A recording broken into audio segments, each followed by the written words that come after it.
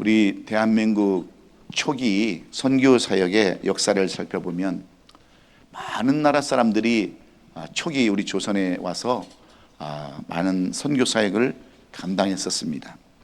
그런데 이태리에서 한 선교사님이 저기 충남 청양이라는 곳에 오셔서 선교 사역을 나가셨는데, 그 당시 많은 사람들이 설교를 들으면서 아무런 반응도 안 보이고 그저 얼굴이 굳어져서 이렇게 앉아있자 그 선교사님이 거기 담당하시는 목사님에게 이렇게 물어보셨습니다.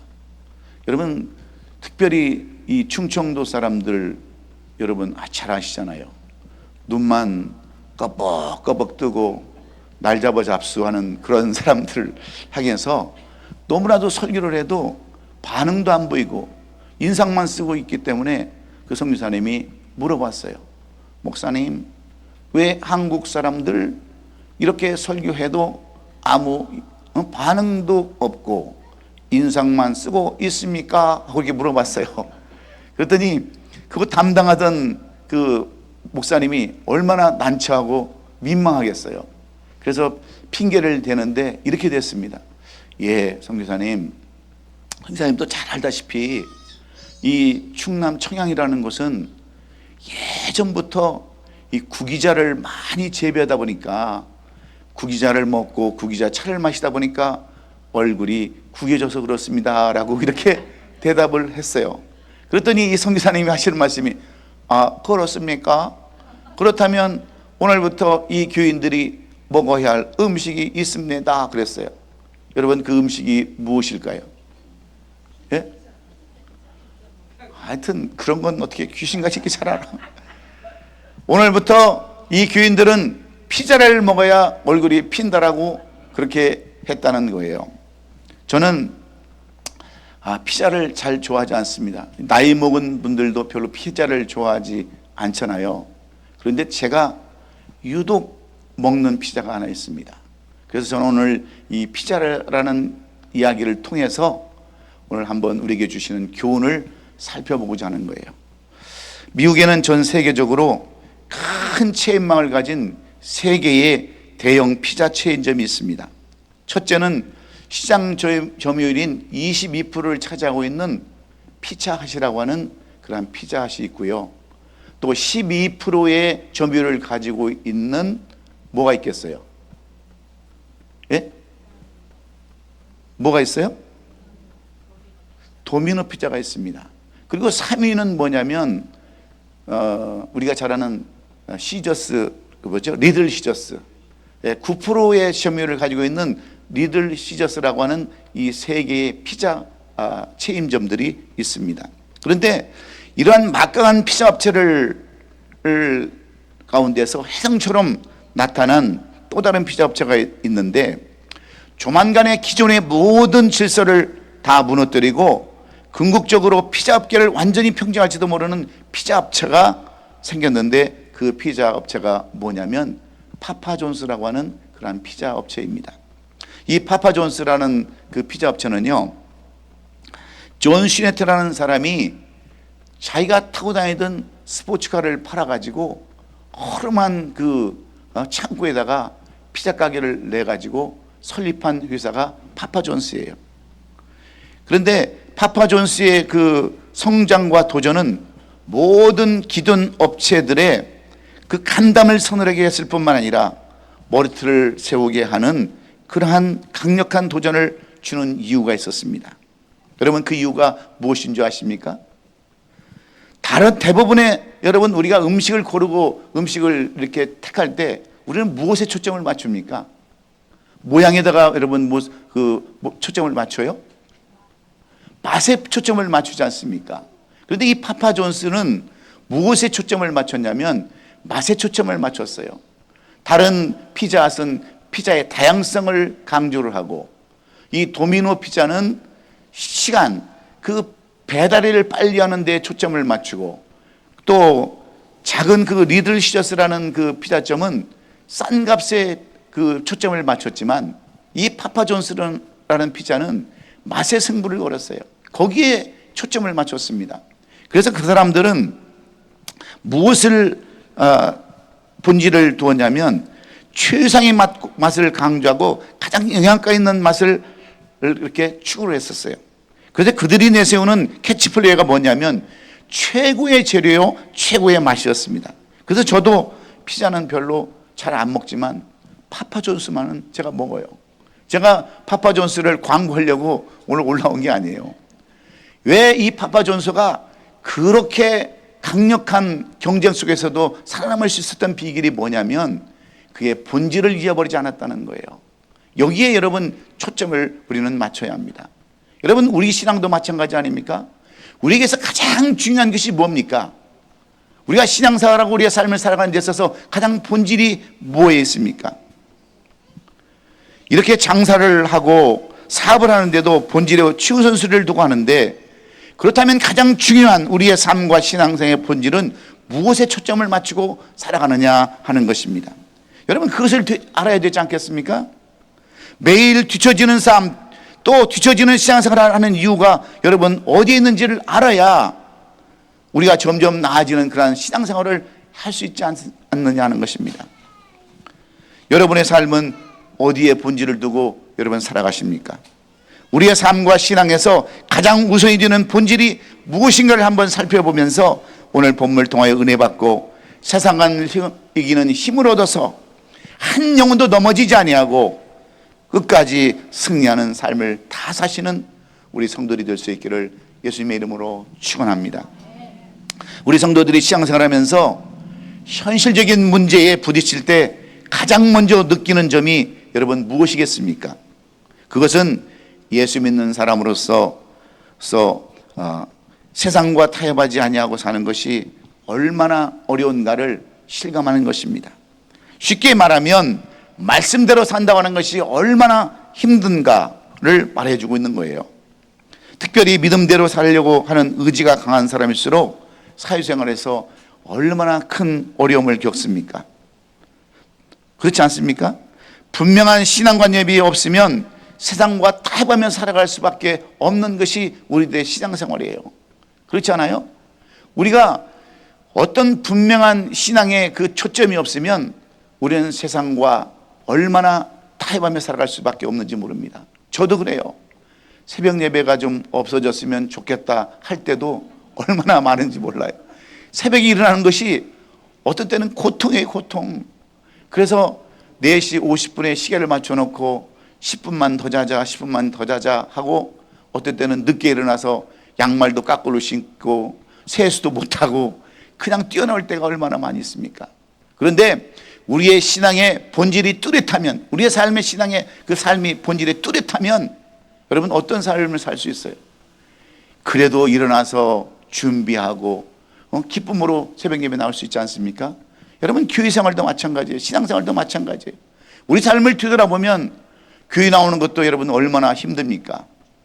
몸이 아픈 분들은 그래도 옷이라도 제대로 입고 오려고 준비하고 세수하고 샤워하고 그러고 오지 않습니까?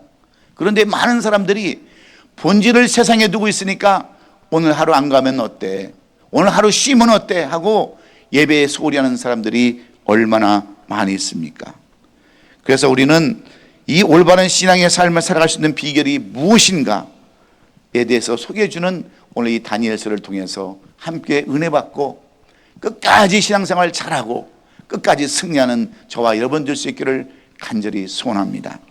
오늘 본문에 등장하는 사람은 바로 다니엘이라는 사람입니다. 이 다니엘이라는 사람을 통해서 세상을 이기고 승리하는 그러한 삶의 비결을 오늘 본문은 우리에게 소개해주고 있어요. 우리가 잘 알고 있듯이 다니엘은 주전 600년 전에 살았던 구약 인물입니다. 우리가 불과 그는 15살 되던 나이에 침략국인 바벨론으로부터 포로가 되어서 바벨론으로 종으로 노예로 끌려갔던 사람이에요. 한창 부모님의 사랑을 받고 자랄 나이였지만 그는 종으로 포로로 노예로 그러한 삶을 살아야 하는 불쌍한 사람이었습니다. 생전에 고국 땅 한 번도 밟아보지 못하고 그는 평생을 이방 땅 블레셋 땅에서 살아야만 했던 그러한 사람이 다니엘이었습니다. 그러니 여러분, 그의 삶 속에 무엇이 남아 있겠습니까? 항상 한이 남아 있고 상처가 남아 있지 않습니까? 그럼에도 불구하고 성경은 이 다니엘을 통해서 오늘 우리에게 세상을 이긴 사람이라고 이렇게 다니엘을 우리에게 소개해 주고 있습니다. 그렇다면 하나님께서 우리에게 오늘 교훈해 주시고자 하시는, 이 다니엘을 통해서 교훈해 주시고자 하시는 세상을 이기는 힘이 무엇인가를 우리가 알아야 되지 않겠어요? 여러분, 우리가 정말 세상 살면서 포기하고 싶을 때가 얼마나 많습니까? 그만두고 싶을 때가 얼마나 많습니까? 신앙생활 하면서 직분을 감당하기가 힘들 때가 얼마나 많냐는 거예요. 우리 교회는 그렇지 않지만 다른 교회에서는 여러분 많은 것들을 요구할 때도 얼마나 많이 있습니까? 그냥 뭐 헌금해라, 뭐 해라, 뭐 헌신해라, 얼마나 힘들게 하고 어려울 때가 많이 있어요. 그럴 때 어떻게 우리가 세상을 이기는 그 비결을 얻을 수 있을까? 오늘 다니엘을 통해서 주시는 이 세 가지의 비결을 통해서 오늘도 세상을 이기고 힘든 우리의 삶을 극복하는 우리 성도들이 되기를 간절히 원합니다. 그러면 오늘 이 다니엘을 통해서 우리에게 주시는 이 세 가지 비결 가운데 첫 번째가 무엇일까요? 여러분, 우리가 세상을 이길 수 있는 첫 번째 힘은 현실을 바로 볼 줄 아는 안목이 있어야 된다는 거예요. 다니엘은 주어진 환경을 도피하지 아니했습니다. 자포자기도 하지 아니했어요. 주어진 환경에 적응하는 사람이었습니다.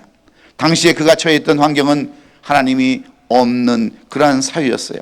그 나라는 온통 천지가 다 죄악으로 깜깜했고 우상을 섬김으로 말미암아 더럽고 추악한 냄새가 나는 그러한 가득한 이방 나라였습니다. 그럼에도 불구하고 다니엘은 그의 나이 90세가 넘도록 그 지역에서 살았어요.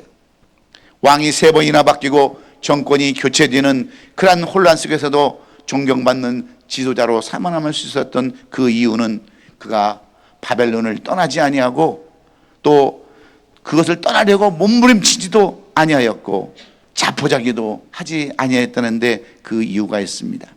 주어진 환경에 잘 적응하고 동화되어지는 삶을 취했기 때문이라는 것입니다. 오늘 본문 3절의 말씀을 보면 이렇게 기록이 되어 있어요. 다니엘은 마음이 민첩하여 총리들과 그 고관들 위에 뛰어남으로 왕이 그를 세워 전국을 다스리게 하고자 한지라, 이렇게 말씀합니다. 여기서 우리는 다니엘의 마음이 민첩했다는 말에 초점을 두어야 합니다. 이 말은 언제나 바벨론 안에서 현실을 바라보며 살았던 사람이라고 하는 그런 의미와 똑같기 때문에 그래요. 이것이 얼마나 중요한지 모릅니다. 사람들은 어려움이 오고 환란이 올 때 그것을 견디지 못해서 얼마나 우리가 힘들어합니까? 힘들면 또 도망가 버리고 포기하고 좌절해 버릴 때가 얼마나 우리 가운데 많이 있습니까? 그러나 다니엘은 현실을 똑바로 직시하고 그 현실을 있는 그대로 받아들이면서 살았다고 하는 것이 오늘 본문이 우리에게 주시는 교훈입니다. 여러분, 그렇지 않습니까? 이 세상, 우리가 살아가는 이 세상이 여러분 천국입니까? 얼마나 살기 힘듭니까? 먹고 살기 힘들어요. 직장 다니는 거 쉽지 않습니다. 사업하는 거 여러분 쉬운 일 아니에요. 그럼에도 많은 어떤 사람들은 주어진 것에 감사하면서 여러분 늘 살아가는 사람이 있고, 어떤 사람들은 늘 불평하며 살아가는 사람도 있습니다. 내가 왜 미국까지 와서 이 생고생을 하느냐고 불평하는 사람들이 얼마나 많습니까? 그런데 어떤 사람들은 그렇게 얘기합니다. 그래도 한국보다는 낫지. 그래도 내가 노력한 만큼 얻을 수 있는 이곳이 낫지 하면서 위안하고 스스로 위로받고 그렇게 살아가는 사람들이 얼마나 많아요. 여러분, 실질적으로 살다 보면 저는 이곳이 반천국인 것 같아요. 예? 한국에서 지지고 볶고 사는 것보다 여기서 특별히 우리 노인들이 많으신데, 노인들은 얼마나 이 미국에서 여러분 효자 노릇을 하고 있습니까? 자식들이 그렇게 해줘요? 자식들이 여러분들을 그만큼 돌봐줍니까? 집 주죠, 먹을 거 다 주죠, 병원비 다 주죠. 여러분이 이런 곳에서 살 때 왜 불평불만하냐는 거예요. 오히려 이 감사의 계절에 감사하며 살 수 있는 저와 여러분 될 수 있기를 주의 이름으로 축원합니다. 현실을 직시해야 되는 거예요. 그런데 우리는 이것을 모르니까 어떤 삶을 삽니까? 늘 불평과 원망 가운데 살아가지 않습니까? 심리학자들이 곤돌메기라고 하는 그 물고기를 가지고 실험을 했대요. 곤돌메기라고 하는 그 고기를 잡아서 수족관에다 집어넣어 가지고 작은 물고기들을 풀어놨습니다. 그랬더니 이 곤돌메기들이 얼마나 여러분 물고기를 쉽게 잡아먹고 편히 살 수 있었겠습니까? 그래서 어느 날은 이 작은 물고기들을 작은 유리막을 해가지고 차단을 시켰어요. 여러분 한번 생각해 보세요. 그때는 쉽게 잡아먹을 수 있는 그 고기들을 유리막을 해놨으니 어떻게 잡아먹을 수 있겠습니까? 수없이 부딪히고 수없이 막 노력을 했지만 결국은 잡아먹을 수가 없기 때문에 그냥 포기를 하고 있었어요. 그래서 나중에 이제 이 실험학자들이 유리막을 꺼내서 놔둬도 이 곤돌메기는 아무리 해도 안 되는 것 포기하고 말아야지 하고 굶어 죽었다는 거예요. 여러분 우리의 삶과 무엇이 다를 바가 있겠습니까? 아주 고정화된 습관화된 그러한 일 때문에 우리가 포기하고 살 때가 얼마나 많냐는 거예요. 그러므로 오늘 이 다니엘을 통해서 우리에게 주시는 교훈이 여러분 무슨 교훈입니까? 비록 힘들고 어렵다 할지라도 지금 트럼프의 그 행정부의 일로 인해서 경기가 많이 쇠퇴하고 있지 않습니까? 날마다 물가는 올라가고 우리의 생활고가 힘들지만 여러분 그렇다고 우리가 원망하고 불평할 수가 있겠어요? 여러분 세월은 지나게 돼 있어요. 어려움도 끝날 수가 있어요. 아무리 팬데믹이 우리를 힘들게 했어도 여러분 다 지나가지 않습니까? 그런데 왜 우리는 그 힘든 것만 바라보냐는 거예요. 좋은 날도 반드시 우리가 있음을 기억하고 이 현실을 직시하면서 이 현실을 잘 바라볼 수 있는 안목을 가지시고 여러분 실패의 경험에 새노디에서 사는 것이 아니라 다시 한번 희망을 갖고 소망을 갖고 살아가는 저와 여러분 될 수 있기를 주의 이름으로 축원합니다. 그리고 두 번째는 최선을 다하는 헌신적인 삶이 세상을 이기는 힘이라고 다니엘을 통해서 우리에게 교훈해 주고 있습니다. 다니엘은 마지못해서 바벨론 사회에서 억지로 살지 않았어요. 그는 포로 신분이었지만 모든 일에 있어서 적극적인 삶을 살았습니다. 자기 자신에게 주어진 그 직책에 최선을 다했다고 하는 말이에요. 자기 민족도 아닌 이방 나라를 위해서 그는 모든 것을 다 바쳤습니다. 그리고 성경은 그를 충성된 사람이라고 오늘 본문 3절에서 말씀해 주고 있어요. 4절입니다. 4절에 이에 총리들과 고관들이 국사에 대하여 다니엘을 고발할 근거를 찾고자 하였으나 아무 근거 아무 허물도 찾지 못하였으니 이는 그가 충성되어 아무 그릇됨도 없고 아무 허물도 없었덤이라 이렇게 말씀하고 있습니다. 여기서 충성된다고 하는 말은 광범위한 용어로 사용되고 있습니다. 그의 유능함과 정직함과 완벽함을 다 포함하는 그러한 말임에 틀림이 없어요. 다니엘은 바벨론에서 성실하게 살았습니다. 그리고 유능한 사람으로 정직한 사람으로 정평이 나 있던 사람이에요. 그런 이유로 나라 안에 문제만 생길 때마다 왕은 누구를 불러서 자기 꿈을 해석해 달라고 어려운 문제를 이야기합니까? 항상 이 다니엘을 불러서 나라의 국사를 의논하고 어려운 문제를 해결받았습니다. 그래서 어려운 일을 만날 때마다 거론드는 이름이 바로 다니엘이었어요. 그러므로 그를 시기하는 그럴 때마다 이 다니엘을 또 시기하는 사람들이 얼마나 많이 있었습니까? 저놈만 없었으면 내가 저 자리를 차지하고 제 2의 자리를 차지했을 텐데 하고 얼마나 이 대적들이 많았습니까? 어려운 문제를 해결해서 이렇게 택함받은 사람도 때로는 어려움을 겪을 때가 많았고 힘들 때가 많았습니다. 그래서 본문에 기록된 것 같이 그에게 성실함과 여러 가지 일들을 위해서 그에게는 허물을 찾을 수 없었다라고 그렇게 기록하고 있습니다. 여러분, 다니엘은 이방 나라 블레셋 사람의 종으로 끌려온 노예였습니다. 다니엘을 챙겨주고 감싸줄 사람 한 사람도 없는 곳이 바로 그 땅이었어요. 그럼에도 불구하고 그는 다니엘 그 느부갓네살 왕의 총애를 받았지 않습니까? 왜 총애를 받아요? 그는 충성된 사람이었기 때문에 그렇습니다. 아무리 힘들고 어려워도 비록 내 나라의 왕도 아니고 이방 나라의 왕이었지만 이 느부갓네살에게 충성을 다했기에 어려운 일이 있을 때마다 힘든 일이 있을 때마다 그는 최선을 다하고 나라를 돕는 그러한 삶을 살았던 것을 우리가 볼 수 있습니다. 이것이 다니엘이 우리에게 보여주는 신앙인의 모습이에요. 그런데 우리는 어때요? 조금만 어려워도 조금만 힘들어도 얼마나 포기하고 얼마나 그만둘 때가 많습니까? 일주일에 한 번 교회에서 예배를 드리고 오는 것도 그것도 힘들어서 여러분 안 오는 사람이 얼마나 많아요. 이유와 저 핑계 합리화를 시키면서 오지 않는 사람들이 얼마나 많습니까? 우리 성도도 여러분 얼마나 삶이 힘드십니까? 교회생활, 신앙생활 얼마나 고달파요. 그렇지만 그럴수록 더욱더 적극적으로 대체 한번 해보세요. 물론 처음에는 힘들겠지만 이렇게 최선을 다하는 삶을 살다 보면 반드시 변화의 삶이 있게 되는 줄로 믿습니다. 우리는 다니엘에게서 이런 점을 배워져 나가야 합니다. 모든 분야에서 최선을 다하는 다니엘을 통해서 이런 아름다운 점을 배워야 끝까지 우리가 승리할 수 있기 때문입니다. 그런데 다니엘은 다시 자기 자신에 대해서 통해서만 이런 아름다운 점을 배워야 되는데, 여러분 우리가 이 세상을 살아가면서 빛과 소금의 직분이 바로 뭡니까? 여러분 소금의 직분이 뭐예요? 소금은 골고루 뿌려져야 되는 것이 소금의 여러분 특징입니다. 그런데 한쪽에만 잔뜩 쏟아놓으면 뭐하겠어요? 그래서 우리가 교회의 일만 충성을 하는 것이 아니라 모든 일에 대해서 우리가 충성하며 살아야 되는 거예요. 전반에 걸쳐서 우리는 충성을 다해야 되는 줄로 믿습니다.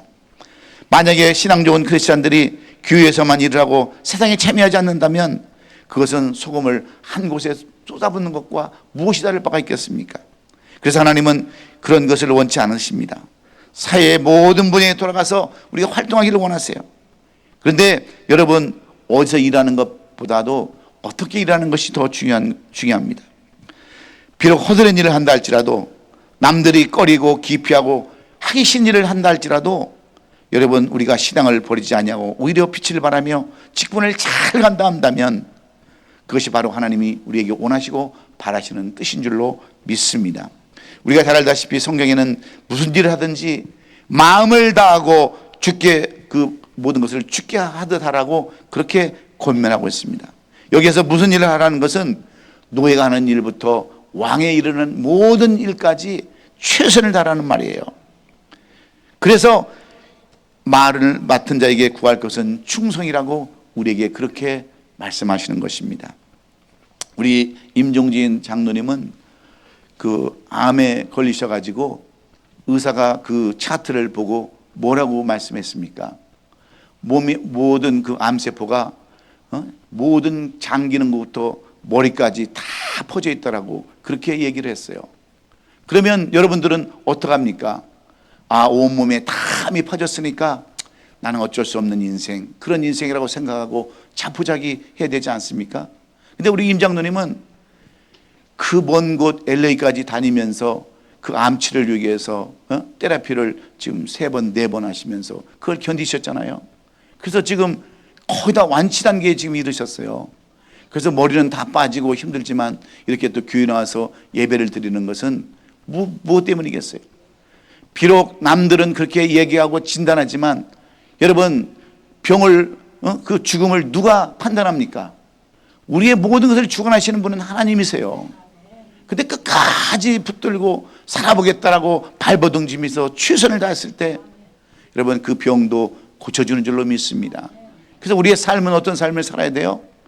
마지막까지 최선을 다하는 그러한 삶을 사심으로 말미암아서 한 사람도 나가지 되지 않는 우리 성도들이 될 수 있기를 예수님의 이름으로 축원합니다.